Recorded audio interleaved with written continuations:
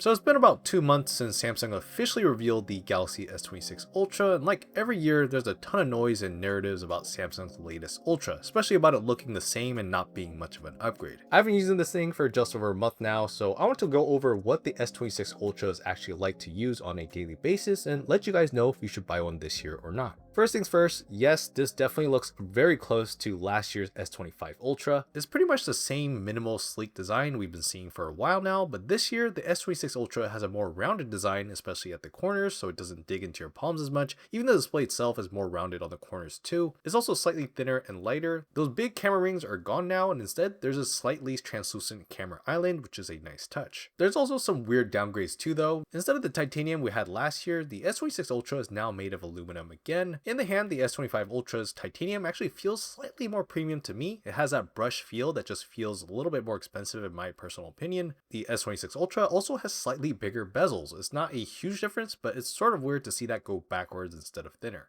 The camera bump is also bigger, which makes the phone wobble a bit worse. Even the S Pen itself is a tiny bit less wide, which might affect your grip on it. And while the S Pen can technically be put in either direction, it sticks out if you put it in the wrong way because of those new rounded corners. So really, Samsung only wants you to put it in one way now. So yeah, I'm personally not too excited about the design changes here because Samsung is playing it so safe this year. But I will say that it looks a little bit cleaner as a whole because the camera rings aren't as thick and ribbed anymore. And out of all the other big phones or Ultras from other brands, I feel like this phone feels the lightest in the hand with very comfortable weight distribution. So overall, this build is really about practicality over aesthetics. Now, if you do want to spice up the look a bit, you might want to check out some of these cases by Banks, the sponsor for this portion of the video. So as you saw in my other YouTube videos, I've been using these Banks cases for a couple of phones now, and I can safely say that these Kevlar cases and the build quality are made super well. These use real fibers, so it's really durable while being as slim as possible, and thanks to the 3D woven texture, they've got this anti-smudge finish, so it's pretty resistant to fingerprints and grease. If you want ultra slim and light, almost like going caseless, then you'll want to go with their Kevlar Armor Air cases. It still protects your phone from all angles while feeling like nothing's there, but if you go out a lot more where you're prone to drops or at least more worried about drops, then you can go for the Kevlar Armor Pro cases. These wrap around all the edges so they provide even more full protection. Both Armor Air and Armor Pro cases have raised frames around the lenses, so you don't need to worry about your camera glass getting scratched either. I use these cases every day during my Taiwan trip where I was walking 15 to 20,000 steps a day, and I never worried about damaging this phone even those times I did drop it. And of course, these have built-in magnets, so any magnetic accessories you got, including wireless chargers, will definitely work here. So yeah, if you're looking for a super practical case for your new S26 Ultra that actually looks good while staying lightweight with everyday drop protection, make sure to go check these out using my link below and use code 1HoYoung15 to get a 15% discount.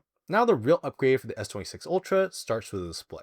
It's still the same dynamic AMOLED with the same display size, resolution, brightness levels, and refresh rate. It's still not a native 10-bit panel, but watching and consuming content is a great experience on this big display as you can expect every year. What is new is that the S26 Ultra comes with a built-in privacy display feature that can dynamically turn on or off, and this is actually super practical. This display has narrow and wide pixels, and the wide pixels turn off when you turn on privacy display, so the display only looks clear and visible to the person's eyes directly facing it. It's dynamic since you can set this to be on for the whole display, or just for your notifications, or for a specific set of apps. You can even take this even further by setting a specific routine so that it only turns on during specific situations. For me, the privacy display is only on for sensitive apps like banking, my wallet, and things like that, but just having peace of mind while checking these sensitive apps while on the train or bus is pretty reassuring. There are some potential downsides to this tech though. The anti-reflective coating is still good, but not quite as anti-reflective as the S25 Ultra, and when you do have the privacy display on, it's a pretty jarring experience since all these specific wide pixels are now off, so the display itself looks a lot different, even to the person directly looking at it. It's got that shiny, shimmery look that looks a little disorienting like those glasses-free 3D displays. For me, I actually got a bit of a headache and eye strain when I first started using this. I did get more used to this over time, but it's also the reason I only use this feature for those short sessions when I'm using those few sensitive apps. So for those of you with sensitive eyes, this is definitely something to think about since this feature might not actually be a good feature that you'll actually use. For me, it is a big benefit, but it's not really a singular reason for me to buy a new phone for. As for the dual stereo speakers, they're a very similar experience to what we're used to, but there is slightly better tuning on the S26 Ultra compared to previous years. The audio sounds a little cleaner now with more focused treble and balanced sound.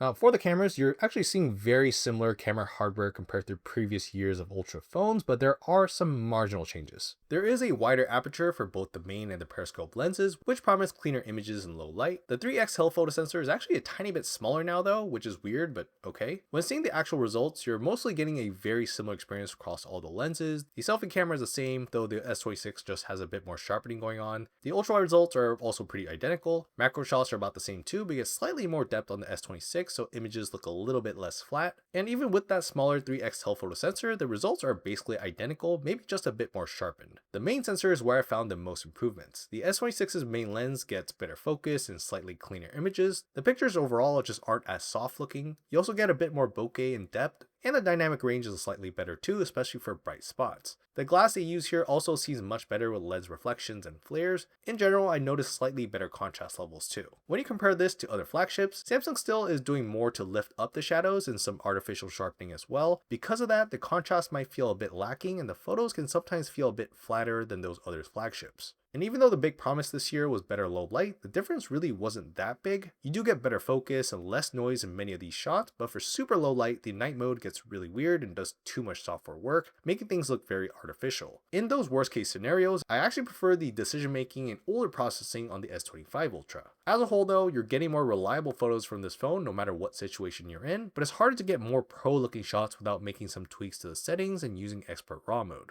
For video recording, you're getting the same results as before for all lenses in daylight. The stabilization looks a tiny bit more natural and the digital zoom quality like 2x looks more clear. In low light, I noticed slightly better processing for more detail, but most of the time the results looked identical. Not much of an improvement compared to the S25 Ultra, but still the video recording quality on these Samsung Ultra phones still tops out other flagship competitors including the iPhone 17 Pro, especially in low light. I just find the processing on Samsung to be much cleaner with less noise, more detail, and better dynamic range than others. So just in terms of video, that's definitely something to consider if you're deciding between Samsung or Apple or other phone brands. Moving on to the software experience, the S26 Ultra comes with One UI 8.5 and some new AI features out of the box. There's a bunch of new things like text-based photo editing, now nudges, and the updated agentic Bixby experience. Honestly, these AI features haven't been too helpful for me personally. Now nudges almost never show up, and when they do, they're not super helpful for what I want to do. With Samsung's other older features like modes and routines and other automations, my software experience is already pretty automated, so these new Galaxy AI features don't help me too much. My AI usage is mostly just Gemini and Circle to Search, which isn't exclusive to Samsung phones. Still, One UI is a very solid software experience, and personally for me, I actually think it's the most reliable and capable Android experience you can get. Now, in terms of performance, Samsung promised some marginal improvements with this new Snapdragon 8 Elite Gen 5 for Galaxy. In terms of the day-to-day, it feels exactly the same as a previous gen, even when I'm multitasking. I did notice the AI generation processing is a tiny bit faster when I'm playing around with those new tools, but it's nothing too noticeable. But I did find that the export times for video editing are noticeably faster than before.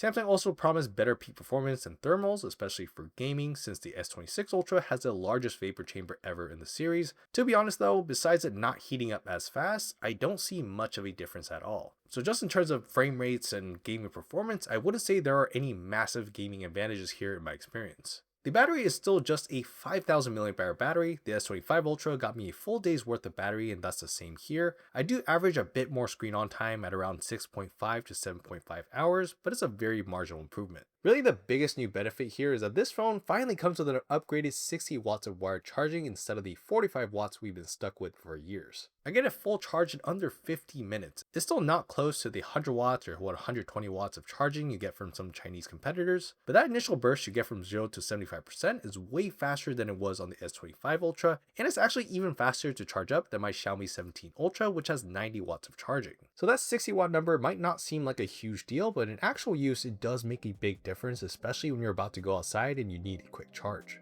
Alright, so putting everything together, the S26 Ultra is definitely not a big upgrade compared to last year, but it is a more capable version of an already super solid phone from last year. The privacy display is a practical new feature, the cameras are marginally more reliable than before, and the faster charging time does make a noticeable difference. If you are coming from an older Samsung phone from years ago, you will notice all these nice little polishes they've been doing over the years, and I think you'll really like the experience here. Like I said in some of my previous videos, if you can save $200 or more, I'd honestly just say save some money money and go with last year's S25 Ultra instead, since it's such a marginal upgrade. But if your region has some great trade-in deals for the S26 Ultra, this is a very solid option. Alright, so those are all my thoughts about the S26 Ultra. Let me know down in the comments what you thought of this phone, if you'll be upgrading this year. If you like this video, I appreciate it if you could like this video, and even after this review, I still have some more S26 Ultra content coming up, so make sure to subscribe to stay tuned for those videos. Thank you so much for watching, and I'll see you guys on the next one.